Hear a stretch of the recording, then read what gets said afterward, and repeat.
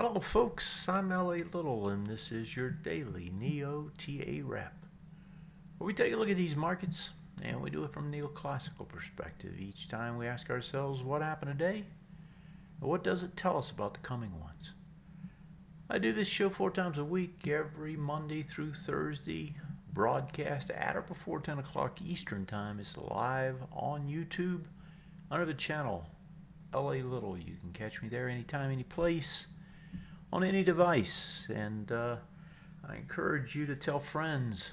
You know, there's on YouTube there's the ability to do just that, and you know, if you do, let me thank you in advance. I appreciate it. You know, you folks can help me help you by helping us to grow. If you want to ask questions, and there's a couple more tonight, I do encourage you to do so. You know, if you come over to the TA Today site, you know, down here there's some information about how to do that, and I do respect your questions. You know, I learned from you just like you learned from me. There was a couple of good questions tonight, and I want to take those up here as we get going. As far as these markets, you know, last night we were talking about the indexes. All 5 indexes had set up with 2-bar reversals. You don't see that very often, because that says that you had to be fast, furious move on all the indexes, right, without any kind of a break to get a 2-bar. And they have to all set up the same way at the same time with lower volume over the top and back under. That is what happened, but then if you remember, I went into the sectors and said, hey, these sectors aren't ready to break though. So at most we're probably going to get something sideways to down, but I doubt they're going to give us a lot. That is what happened. You know, industrials actually did close up, but we got about about 0.3% down on the other indexes. And when you consider, you know, 9-10% move to the top side, that's really not much. So a little bit of a pullback today, kind of what we expected to happen. We got a little bit of a bounce in gold. The dollar was down today, 0.25%. Oil, you know, is the big story here. Collapses again today. It was down even larger earlier. Ended up down. It was down about 2%. Ended up down about 1.5%. On the flip side of that, you know, the only commodity that seems to want to go up anymore is natural gas. It probably has something to do with supplies in the winter, but that one is spiking up and going for the highs. Copper hammered, commodities in general hammered, and you know, that's kind of the story for today. Let's go straight to the indexes, because now we've got some setups that are going to be more interesting. And the first one that comes to mind, and I don't even want to think about it really, but you know, let's just say, for argument's sake, you know, let's say that this is the extent of this retrace. Now I know that's far-fetched, but this run up was far-fetched too, right? But assume that. Look at that little retrace. The fastest, most furious moves are off of small retraces. If it were to do that, and I'm not suggesting it will, but I'm saying if it were, that is a tremendously large ABCD structure to the upside. That takes you up to about 2,200. So, you know, we'll see what happens here. I think that's a stretch of the imagination right now. But then again, when I get into the Japan story here a little bit later tonight, you might, you know, consider what I just said. Because if you lived through the 1990s, right at the end of them, and you saw some of the insane moves that took place then, you know, another 200-point move up here is not insane. I mean, I've seen stranger things, and you know, something to keep in mind. It's just, you know, it's just throwing it out there, right? So anyway, S&P's tested highs yesterday, gets the pullback today, pulls back into the support zone, pushes back up. This thing's going to try to go higher. Okay, let's, and I probably shouldn't say try to go higher. I expect that for a different reason. Dow Jones looks about the same, actually was a little bit stronger. The reason I expect it's going to try to go higher is not because of it, but because of what happened over here in the NASDAQ. And what I'm speaking of here is, if you remember here, NASDAQ breaks over the highs. That's what that little arrow tells you. It was suspect. In other words, didn't have enough volume. And that was a big high volume high it went over. Well, it gets over, it comes back into it now, immediate retest regen, and these things have about a 50-50 probability when they come back this fast. You know, so this area here is the test. It gets into it, doesn't have the volume, of course, right? So far, this looks like a successful retest, regenerate, try to go higher. Now, if it does go higher, you have the same case we just talked about on the ABCD structure, which is ridiculous. In this particular case, it's 500 points to the upside, which would take it over the all-time highs for it to do that. So that's the NASDAQ composite. The NDX looks almost the same, it just even stronger, didn't even get back to do the retest regen, and the Russell is the only one that's still in there doing the test. That test is off of this area, this swing point high. So you're coming back into it, right? The break was here. You're coming back into it immediately, 50-50 chance basically. That low, volume-wise, is not nearly the kind of volume you're seeing on the way back. So I do expect this to try to test a little bit more. That test is the volume against this bar too, though. Remember, it's not just the bar it's coming into, it's the bar that broke out. And when you can take that into consideration and you look at that low being about right there, which is just about the same as this one, that was the breakout, a little bit more testing to the downside potentially, and then you can flip this thing around and work it back higher. So Russell, yeah, it looks like it's going to try to test some more, but it doesn't look that negative here. And the Russell, unlike the others, actually has been doing ABCD structures on the way up. It did one here, right? That one more than completed. It did another one here. That one also more than completed. So now you have another one that's setting up to wherever this wants to pull back, you know, that would project higher. And I think that's, you know, a little bit more realistic than what we were just looking at, you know, with the ABCD structure potentials on both the NASDAQ and the S&P 500. So, you know, when you look at the indexes, those two-bar reversals last night did suggest the retrace, but the sectors were strong. And as I said as much, that we probably wouldn't get a big one. Now tonight, sectors still strong for the most part, and it looks to me like these indexes are going to try to hold and work back up, test the highs again. Now remember, Thursday, ECB, BOE, rate decisions, you know, the Draghi report. With the Bank of Japan doing what they've done, that certainly puts more pressures on other countries to do the same. Because what is Japan doing? It's exporting its deflation is what it's doing. I'll get into that a little bit more here as time permits, but I am sure that there's going to be some expectation, and already is built into these prices, that Draghi is going to say something.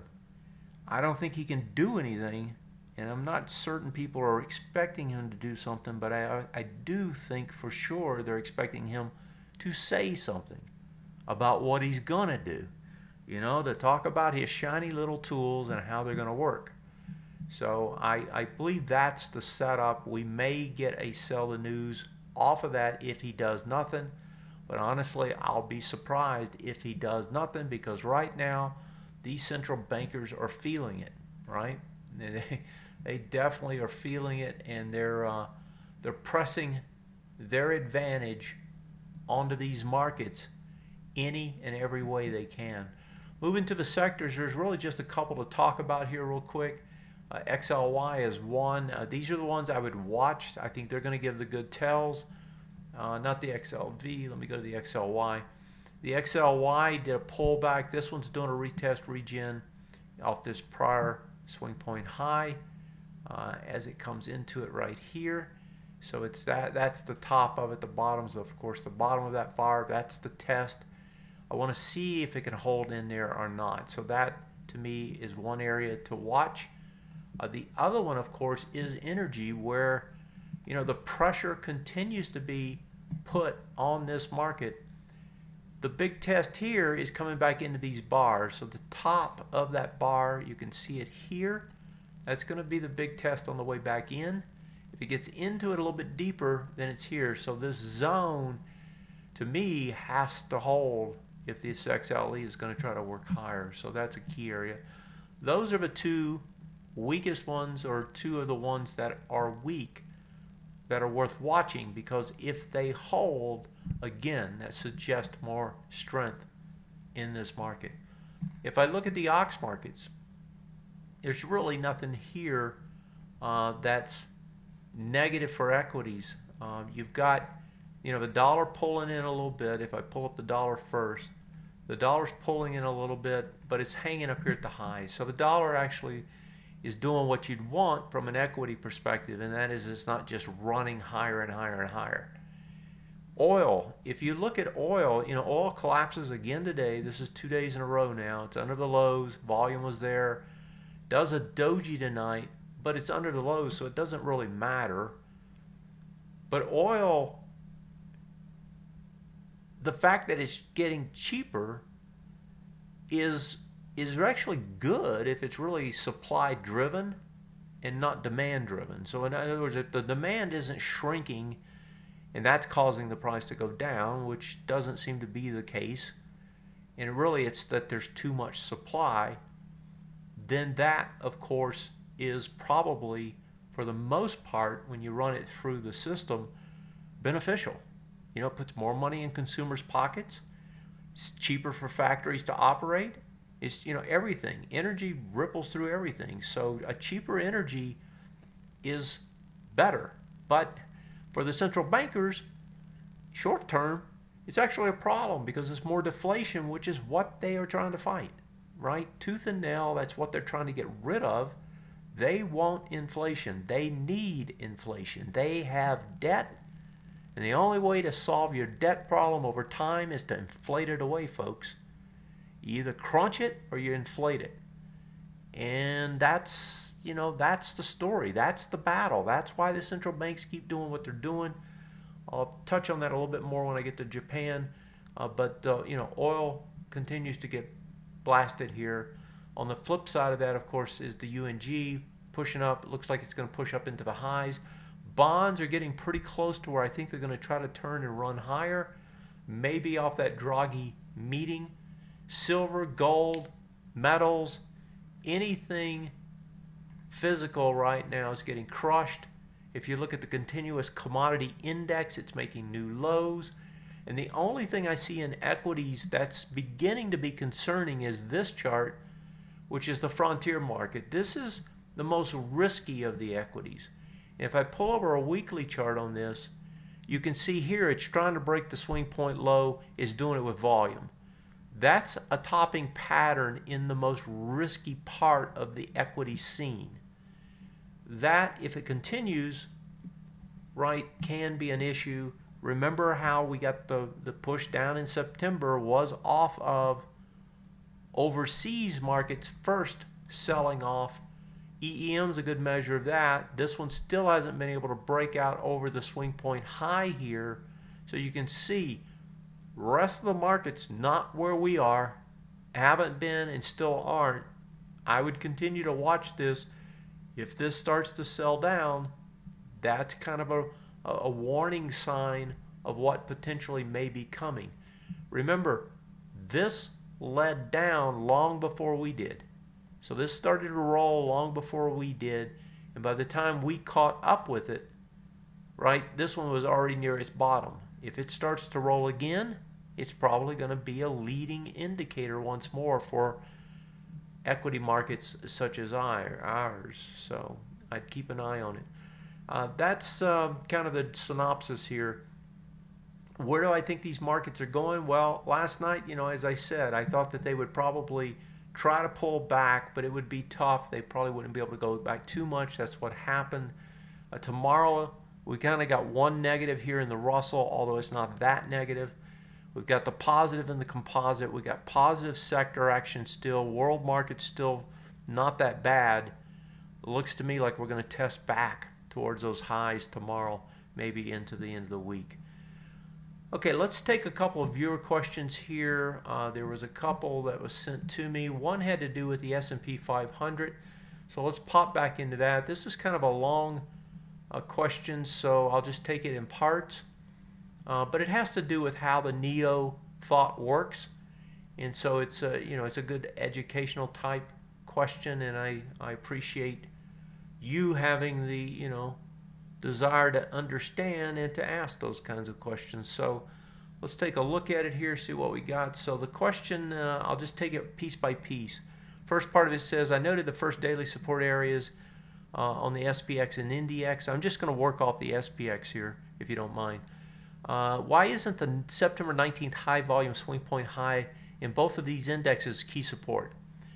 Well, folks, support requires you to have multiple bars where you either get congruent or overlapping support.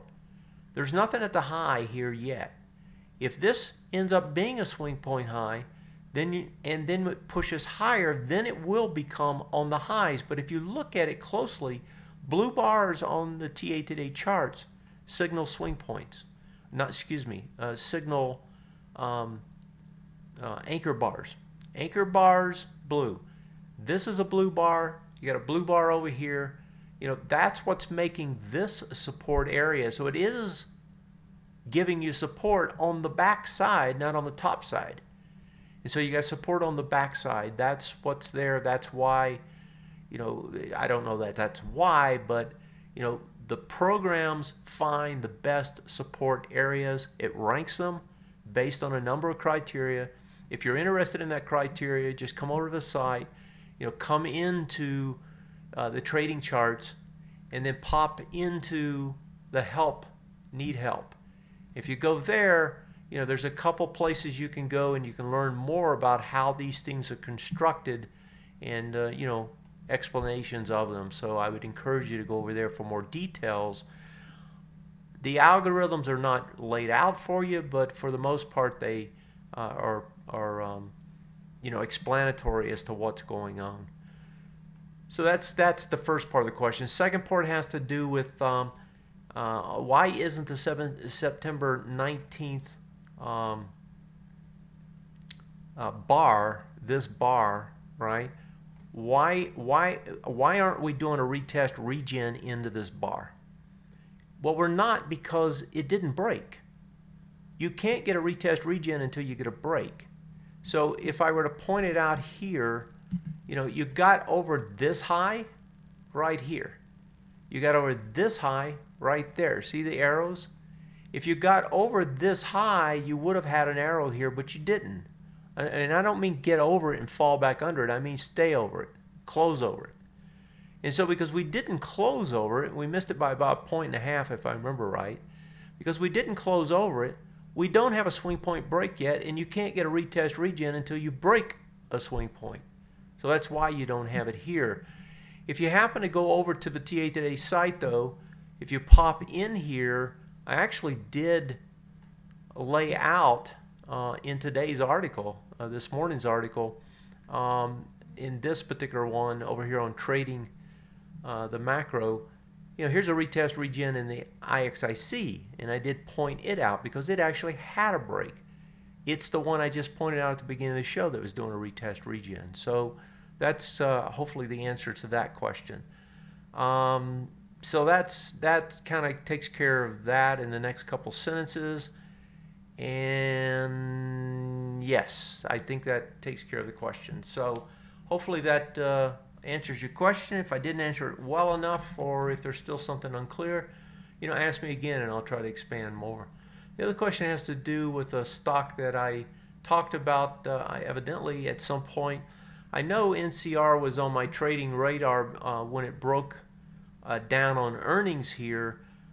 This gentleman is telling me that he went short So let me see what the details were.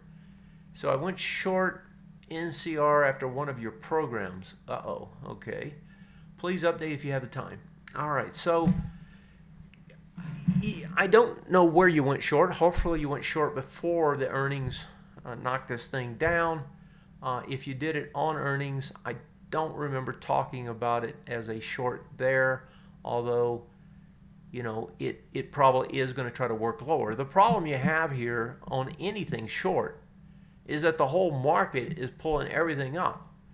You know, I did again, going back to the videos and comments I've made, if you come over today, an excellent video for that was on the front page again today here, and that is I was doing Google and I was talking about how stocks that had earnings problems, right, all the boats get lifted, and that's what's happening here. That is what's taking place here. This boat is getting lifted just like anybody else that had bad earnings. Will it roll back over? Probably will. It's coming back in on the weekly into the swing point low. It is within 6 bars. So this thing could do a full retest regen. Where would that be? That could take it all the way back into this bar, right? That would be the full retest regen. I don't know that it's going to get there, but it certainly can. And that's because the general strength in the market. If the market continues to move higher, NCR is going to get pulled right up along with everything else.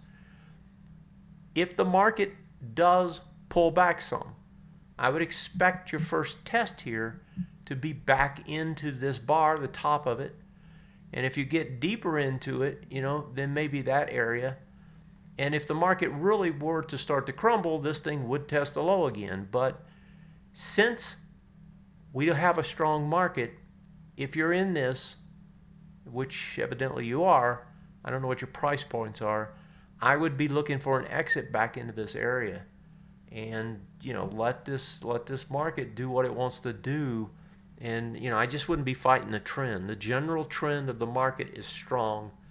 When the general trend is strong, that's a problem. And if you look at the trading cube, this is the XLK. NCR is in the XLK, right? That's where it trades. That's bullish here. It's still sideways here, but honestly, XLK is about to break out, and that's going to go bullish too. So, you're fighting the trend here is the point, and you don't want to fight the trend. Yes, this is bearish. It's not young bearish, but it still can go some, bearish for a while longer. But that while longer could be, this thing stair-stepping up and then eventually breaking the bearish trend. So I would still be, I'd be looking for an exit on some sort of a pullback. Okay, so let me pop over what little time I have left. I want to talk a little bit about Japan. And the reason for this is the Japanese have a huge problem. Their debt ratio to their GDP is like 200%. And 250, I don't know, it's huge. In other words, they owe a significant amount of money relative to what they take in, what their gross domestic product is. The Bank of Japan started this aggressive policy to try to force this country out of deflationary spiral it's been in, or in this deflationary set it's been in, and bring it back to where people expect inflation and therefore want to spend their money today, not tomorrow. They have no way out of this mess other than to crush the yen. It's the only thing they can do, folks. There's nothing else. And so if you look at the let me see, what is the yen? FXY. If you look at the FXY, right, this thing's being crushed and is going to continue to be crushed. And I'll pop it out to the monthly. I showed it last night. There's nowhere to go but down. And as this thing continues down, right, that puts pressure on other countries, namely other countries like, say, Korea, where Japan is a direct competition to their exports. Now, Korea's just been going sideways, whereas Japan's at highs. And this is on the monthly, but if I pull in the daily, remember, I was talking about, yeah, they got a little lift last night or the night before off the Nikkei up so much, Asia up, but look how quickly they start to roll back over and volume starts to expand. They have a problem. Any country competing against any other country that's cutting its currency has an issue. And that is that it's doing two things. One is it's making that country's exports cheaper. And if you're an exporting country like Korea is, that's a direct competitor undercutting your price. The other thing it does is it exports its deflation to everyone else. That's what a currency war is. You know, it's the same thing as a tariff that you saw back in the 30s. It's the same thing that you've seen in tariffs throughout history. It's just a different form. It's a different way of doing it. Now, part of what Japan is doing, of course, is the kamikaze assault on their currency. But it's not enough. What they have to do as well is they've got to prop up their bonds, and that's what's happening, you know, with the Bank of Japan buying the bonds. Basically, the Bank of Japan is the only bond buyer of size of Japanese bonds. They have to be. They have to buy all the bonds that show up. Because if they don't, the interest rates are going to increase, and there's no way the government can finance that increase. They owe too much money. And folks, we're at like 0.2 or something, or 0.1. If it just goes up to 0.5, they'll drown in debt. And so the only way out of this, crush the currency, buy the bonds, and the other piece that they're doing now is they're taking all of their large insurance companies, banks, all the big pension funds, and they're taking those and moving those out of bonds into something more risky. They're moving something like $200 billion into assets, which is why you see this thing doing what it's doing. This is the Nikkei, and you can expect this one's going even higher. Broke out, big spike. It's going to have huge volume probably this month. This thing is going to try to double this range. That's another 4,000 points. So, short the yen, buy the market. That seems to be the story. This, of course, if it spreads to other countries, which it's probably going to do, ECB, everybody else is going to be under pressure, China, so forth, to do the same sort of thing. And, eventually maybe it's an issue for us even one more time. But for now, it's Japan. Japan's leading the world with this equity surge, with a huge influx of money into equity markets. And I don't see how they can stop. If it gets worse, the only thing they can do is buy more. Print more, buy more. They have to. There's no way out, folks, other than that. Which means you have to crush your currency as much as you have to crush it. And I'm sure there's going to be people griping about that, but, what is Bank of Japan going to say? Hey, we don't have no choice. And they don't. They don't have any choice. It's the way it is. I'm going to leave it at that. I'll catch you next time. I appreciate you being there. Tell a friend, tell two. I'm LA. This is and it was your daily NeoTA wrap. Have a great night. I'll see you tomorrow. Take care, folks. Good night.